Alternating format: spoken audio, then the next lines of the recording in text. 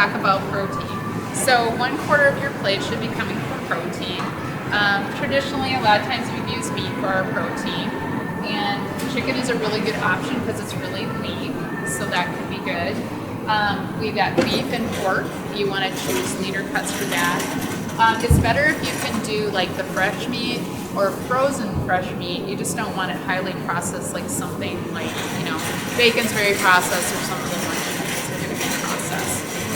You want to be careful though, because most of these meats don't have broth added to them, but there are some that do have broth added, and that's going to add a lot of sodium. Some other options of proteins are going to be like eggs.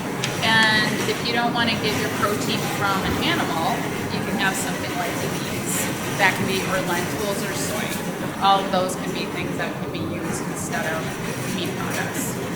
But you want to choose as the least processed that you can. And the leaner cut, the better. The leaner the cut, the better. Okay. Yeah.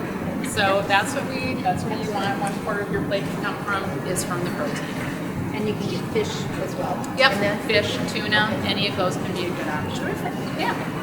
So now we can go on to our next section. Okay. So the next section of the plate we're going to talk about is the whole grains.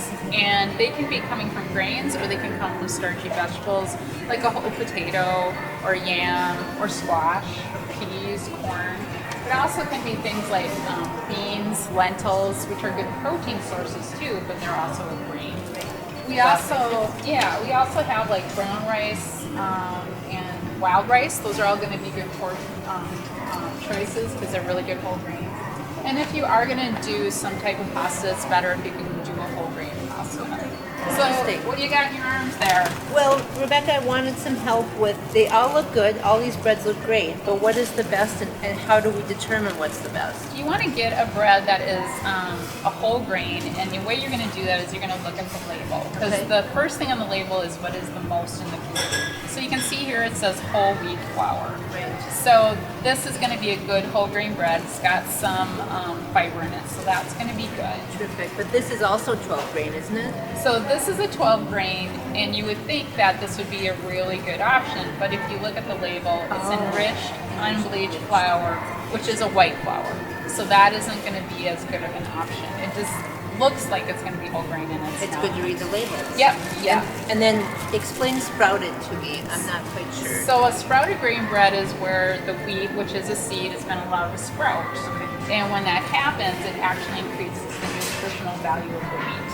And it also decreases how quickly it will lose your blood sugar. So it's got, that can be a really good option. So you want to go with a sprouted, or if you can, some kind of whole grain bread. Because you want most of your grains to come from whole grain. That's very helpful. Thank you. You're welcome.